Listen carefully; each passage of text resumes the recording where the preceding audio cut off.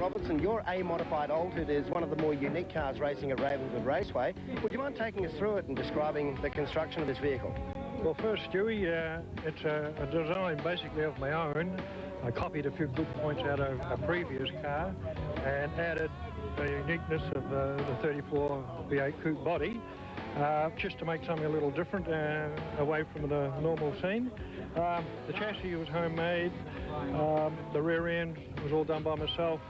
I build my own transmissions, I build my own motors. It's something I've always enjoyed doing. I get a great kick out of it, and to be able to go out on the track there and make it function without too many failures is a hell of a boost to one's ego. And it's a lot of fun out there. It takes you away from reality into a world of your own, and you do things on that strip out there that you're not allowed to do on the streets anymore. You've chosen a 454 big block Chevy, just on 8 litres of displacement. What sort of advantage do you get from having such a big engine in a light car? A large engine like that, you don't have to stress it as hard as a small engine, and you get a lot more life out of the components in the engine. Instead of running it to a maximum tune like you do a small block, you can run a big block a little less and still achieve gigantic amounts of pull, and that's what gets these cars down the track. When I get through those barriers out there into the staging lane, that my total focus is on the last yellow light. Nothing else comes in the equation. Even the prettiest looking backup girl cannot make a difference to me. I'm totally focused on that last orange light. And you can overdo it and you can underdo it, but somewhere in there you find a happy medium, and the more times you do it, the better you get, and there's nothing I like better than outreacting a bloke with electronics.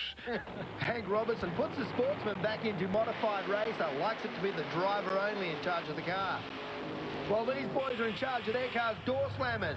No delay boxes, no one helps the driver make a choice on the start line. You live or die on the clutch pedal. This is the Castrol Australian Doorslammer Championship round here at Ravenswood Raceway. Lindsay Murray lining up there in the ute, and up alongside him, Dave Simpson in the Falcon. Well, a pity for the West Australians. The two WA entrants still in the field meet each other in the semi-finals. This is going to be very, very interesting. A brand new car, the Holden Utility, Ford versus Holden. Well, Burnsy and the boys have worked overtime on this ute. It looks immaculate, it sounds good. It's going to be a tough race.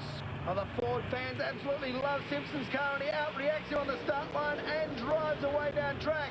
Simpson wants to stand this one with some authority and runs a very tough 7:56 to go into the final. Victor Bray with another one of those trademark burnouts. What a monster. Dave Coop taking a good look at Victor and says, will you do it? And I'll do it. Victor not only put in a big skid, Frankie, was pedaling past the 60-foot point. You can see the butterflies open and shut on the Castrol Chevy. The big GP50 57 Chev wide open across the start line. And Victor is out there to make a black track that he can get down the track on.